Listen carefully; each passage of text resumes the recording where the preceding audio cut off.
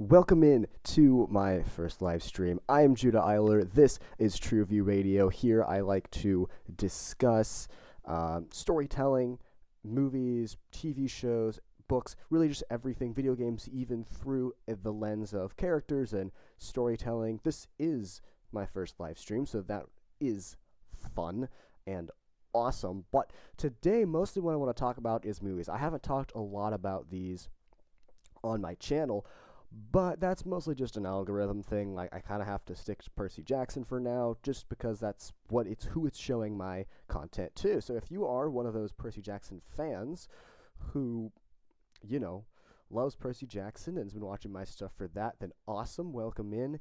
And, I hope that you are as excited for this live stream as I am. It may not necessarily be what I normally talk about, but I would love to be able to break down some more wider, storytelling stuff besides just Percy Jackson. I will not stop doing Percy Jackson because I do still love good old Percy Jackson, but we're going to spread out a little bit with this live stream. I thought it would be fun just to change it up a little bit for this. It's a different medium, so I thought it would be fun to switch it up a little bit, change it a little bit. It's a different medium, right? So we're going to talk a little bit differently. I'm not scripted right now. I'm not even going to be scripted this whole time.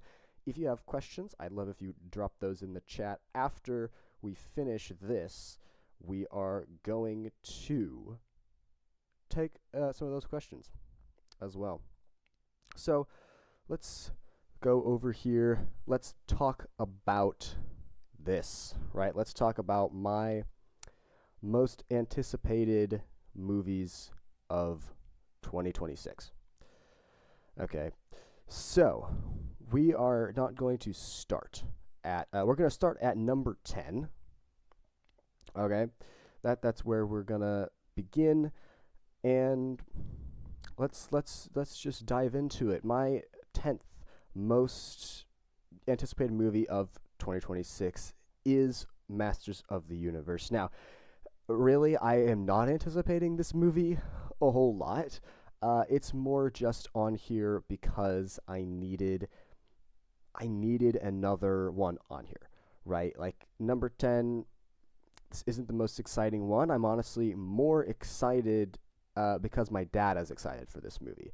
I probably wouldn't go see it if it was by myself, but I know quite a few people who are very excited for this movie. The trailer looks pretty good, but I know really nothing about He-Man and Masters of the Universe, and so while I know some people are excited for this one, and while it does seem like the genre of movie that I would like, with kind of that epic fantasy vibe and that sort of thing, I just don't have any attachment to this IP, and I think this is the overarching problem with these remakes, is that while, yes, it does bring in the audience that already likes it, sometimes that can alienate the audience that didn't, that is not aware of the original through no fault, really, of anybody.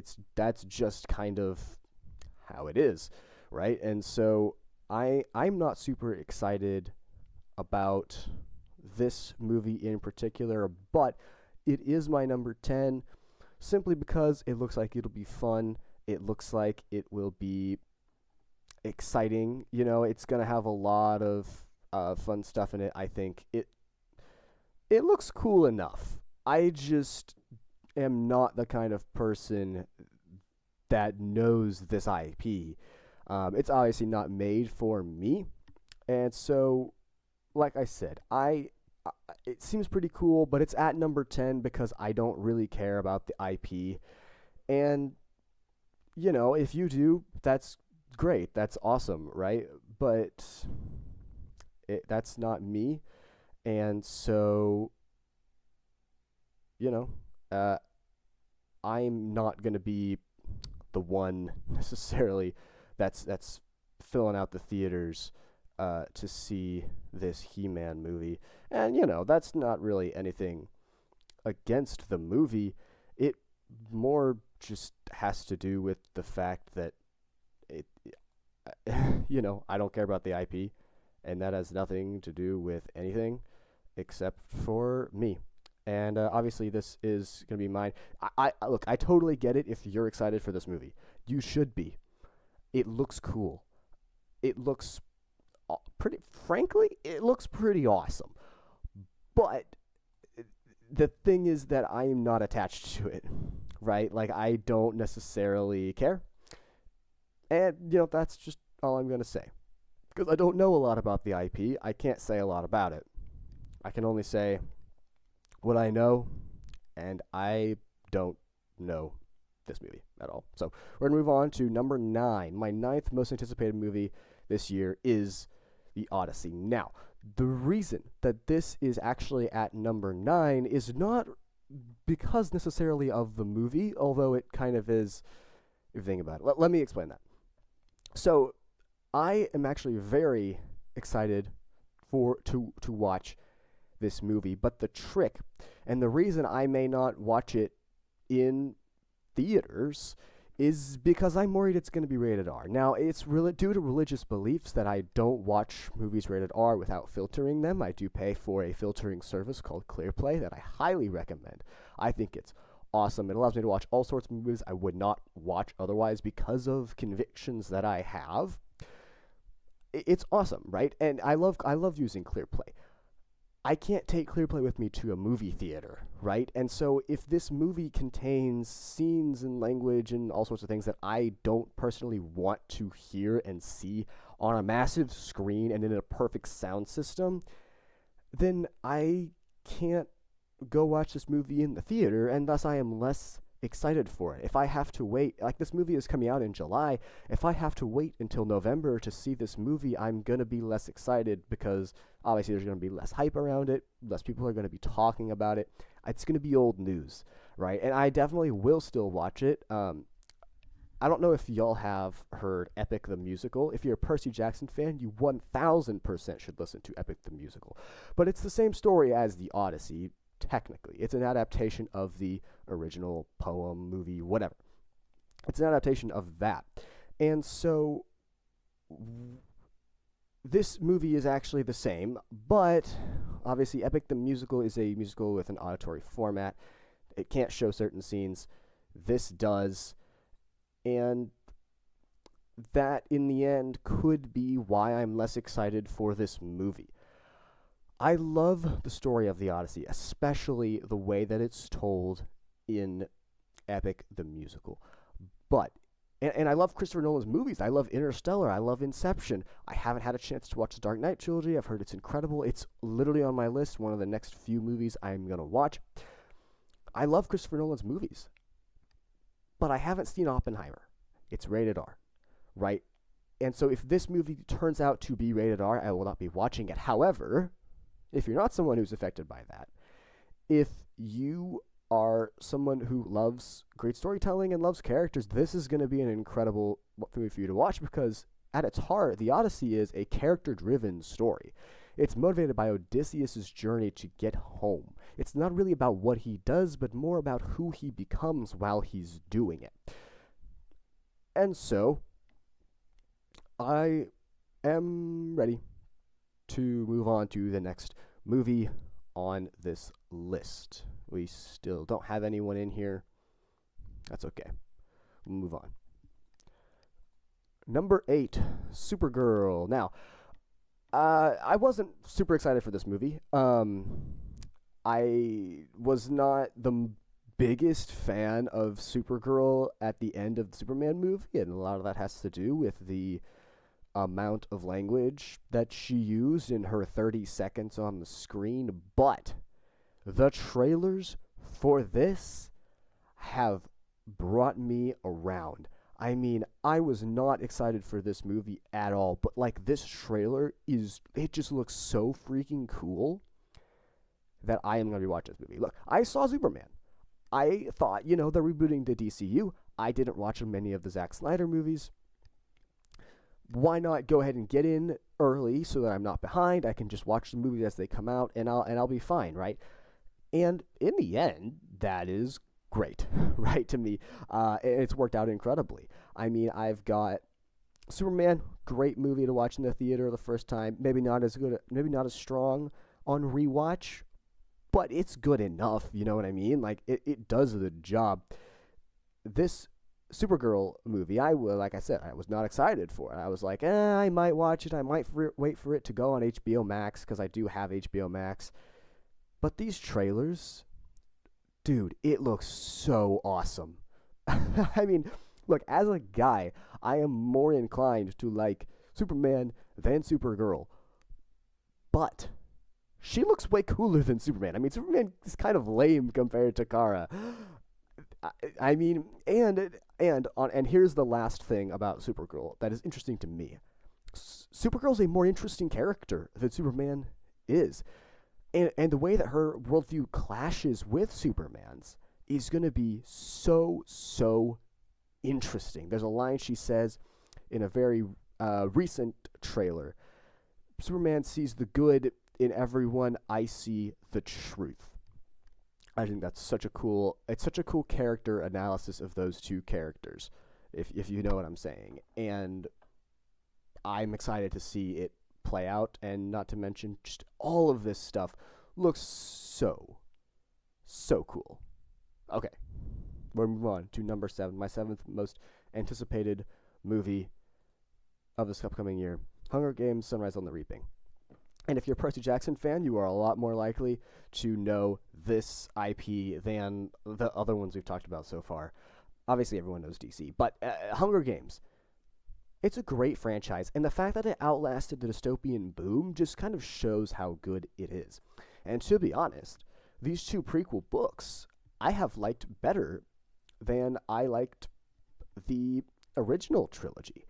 And that's no shade on the original trilogy, but if I am being honest, I actually liked the movies better than the books of those original 3. And then they turned into 4 movies.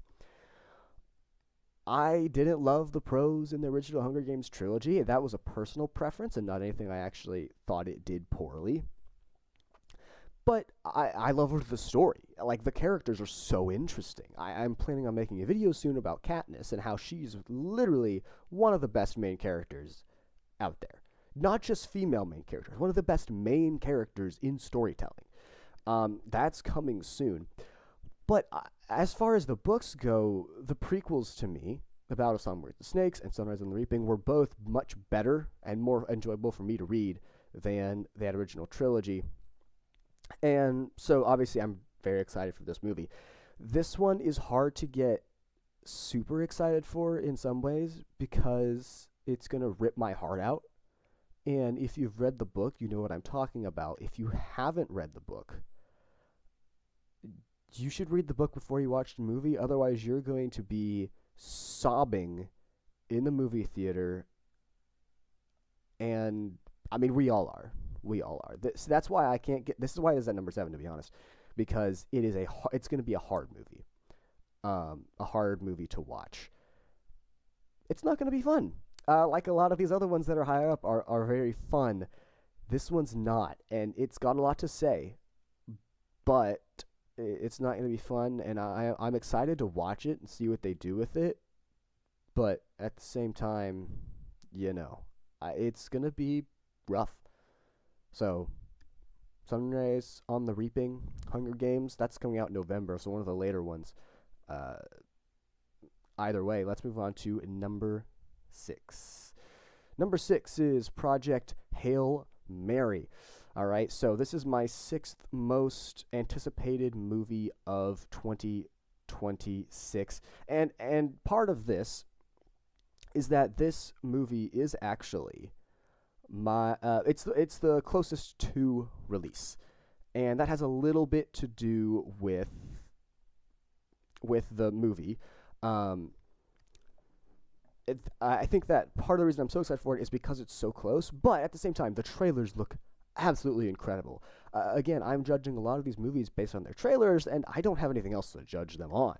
I have not read Project Hail Mary. I kind of want to, haven't really had a chance to get around to reading Project Hail Mary, but I've heard that the book is incredibly good, and I wish I had read it, but I do not think I will have a chance to read this book before the movie comes out, which is A bit of a shame, to be honest, but there's nothing I can really do about it. The trailers and the story for this look absolutely incredible, and I actually haven't seen a Ryan Gosling movie that I didn't like.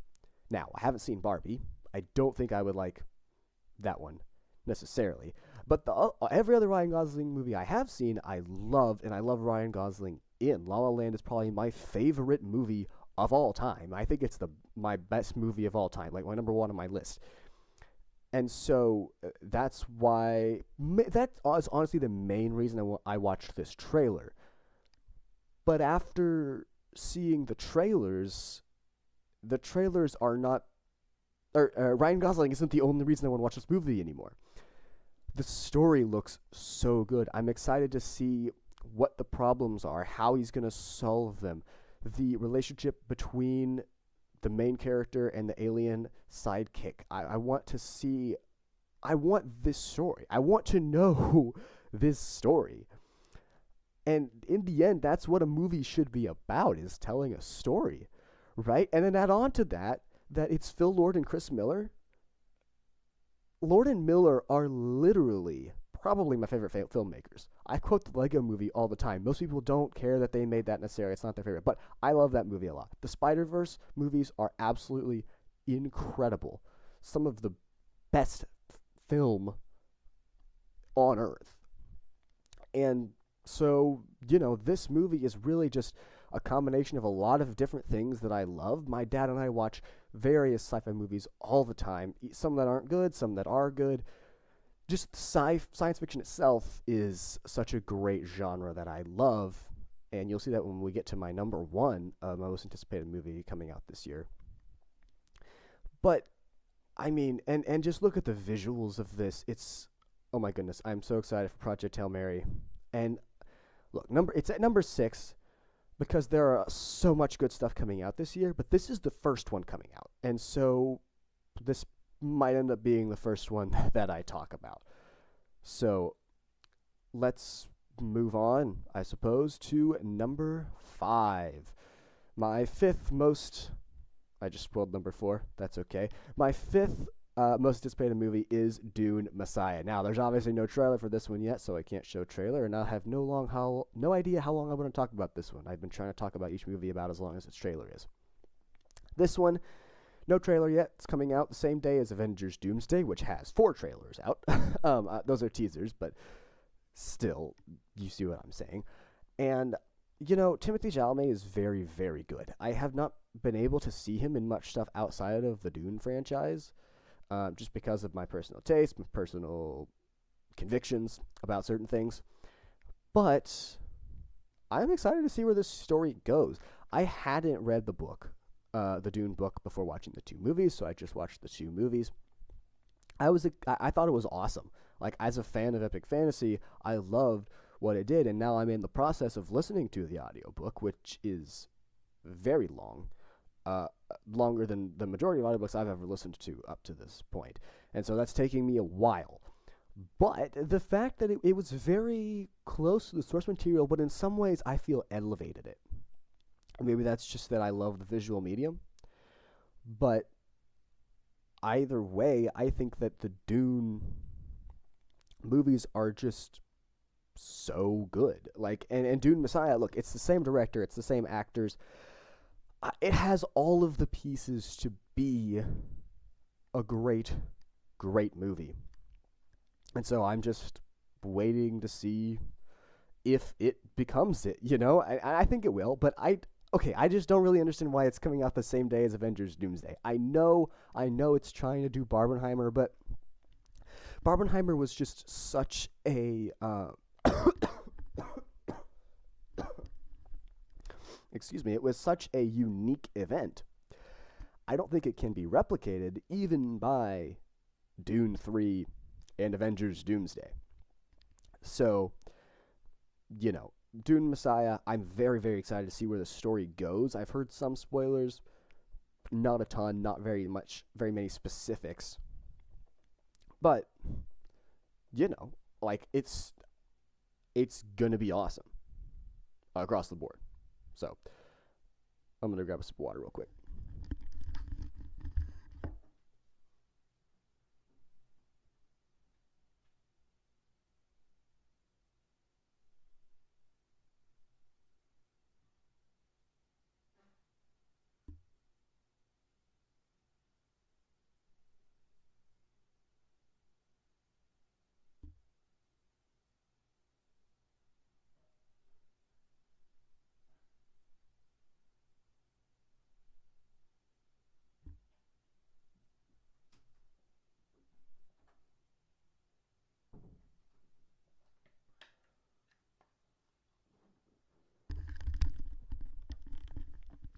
No viewers is slightly disappointing, but we are going to keep moving along. I'll just, you know, repurpose this for shorts, right? Because that shows you exactly how much I care about shorts. Let's move on to number 4. My fourth most anticipated movie of this year is Mario Galaxy. Now, I loved the first one of these. I did not. I was not super excited about the second one.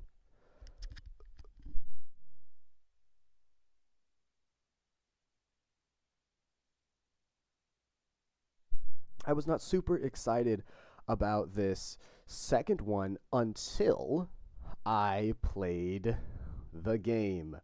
I played the game on my Switch. I played the remaster, and boy, is that a good game.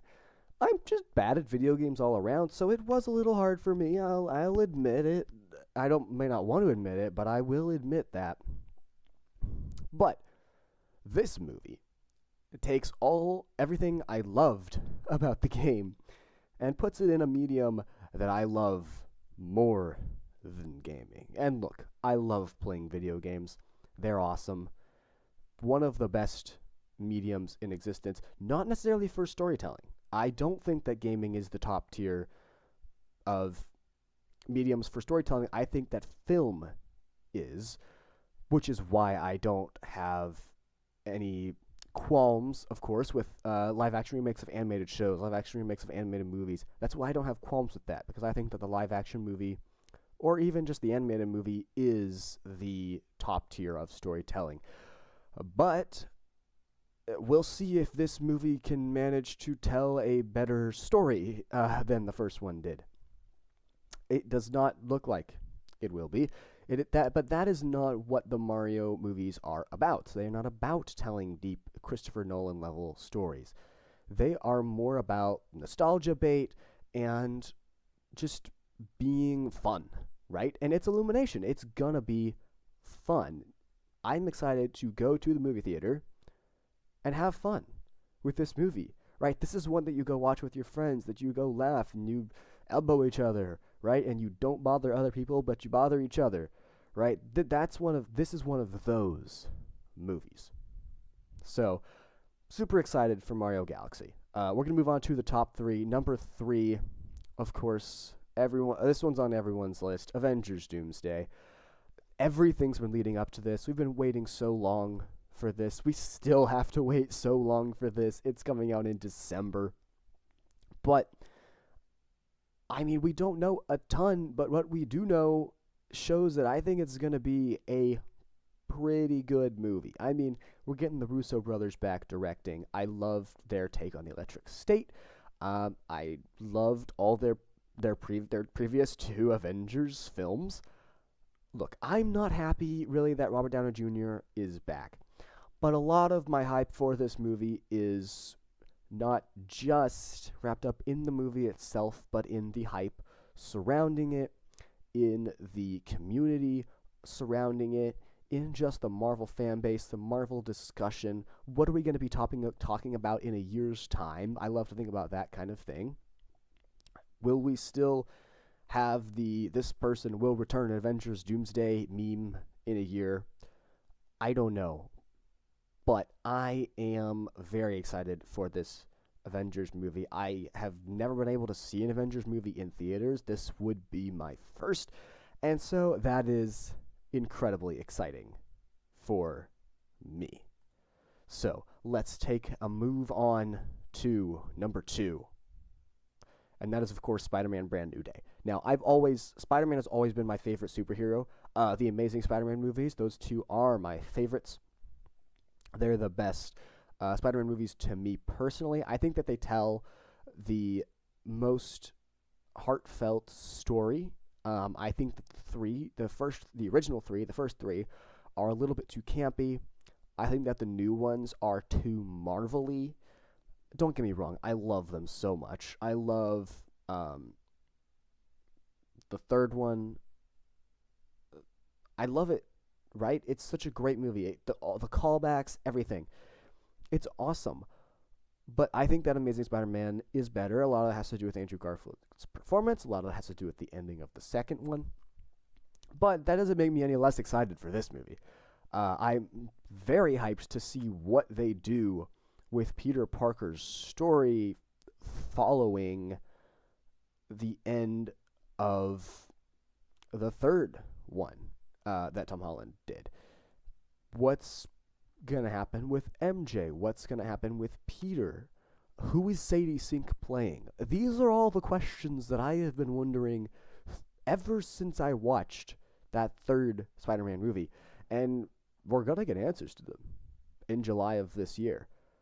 Spider-Man being so down to earth, despite that he swings, I know, but he's such a down to earth character, it makes him much more relatable. Especially as a high school, early college age guy, he is the most relatable superhero. He has not just his mega struggles against villains, but he also has struggles in normal, like with girls. He has struggles with girls. He has struggles with school, right? We're gonna get to see him continue to have struggles with different things. Struggles with the job, right?